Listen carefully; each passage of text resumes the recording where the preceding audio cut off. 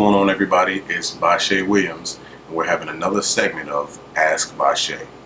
So the question was, will I be able to continue to have the best friend of the opposite sex once I get into a relationship or marriage?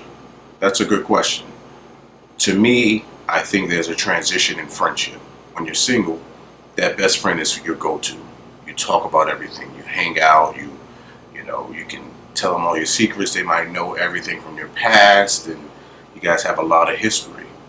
As you enter into a relationship, your partner is slowly transitioning into that best friend category, that best friend title, because you're starting to reveal to them some of your stuff.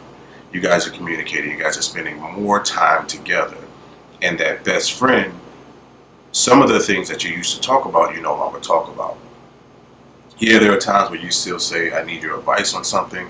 But as you progress into that relationship, you need to be able to trust your partner with your secrets. Trust your partner with your hard days. Trust your partners with something that you're going through.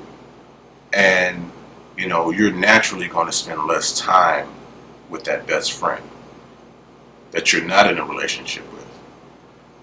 And especially when you're talking about marrying someone, they should be your best friend, because there's a different relationship. Everything is between you and your significant other, your husband or your wife. They're now your best friend. You can't bring your best friend into your marriage. You guys are friends. You guys still have that history, but there needs to be clear lines and boundaries so there aren't any issues. You shouldn't have to hide conversations. You shouldn't have to do this and disrespect your marriage or your friendship with your significant other, with your husband or your wife. Again, you don't lose the friendship. They're just no longer your best friend. That doesn't take the history away. And that doesn't take the fact that you guys know each other and have gotten along so well and shared secrets. You guys still have that. It just, you and your husband or wife are adding, you're building. And they should understand that. And you should understand that as well. So your new best friend is your husband or your wife. If you hold on to your best friend and that's the person that's your go-to, that's going to create some type of friction or tension within your marriage. I mean, it's cool. You guys can just say, that's my best friend, blah, blah, blah. That's cool and all that. But seriously, the dynamics of that relationship have to change because of your husband and wife. That's who you need to go to.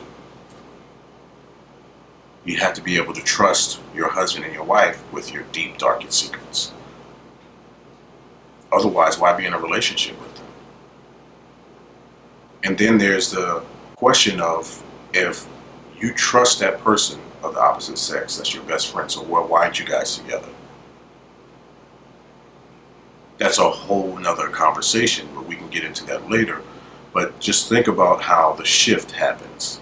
Best friend, one of my best friends. Now my wife, my husband is my best friend. And that's a great friend. But you don't have to, you're no longer my best friend, this is my best friend. But the dynamics of it will change. And your new best friend is your significant other, who you're going to have kids with, who you're going to get married to, who you're going to spend your rest of your life with, who are you going to live in a house with. All those things, that's who you're sharing everything with. Why wouldn't they be your best friend? Think about it. The transition happens as you get closer and more intimate with the person that you're going to spend the rest of your life with. That's your best friend. All right, I'll see y'all next time on Ask Bashea.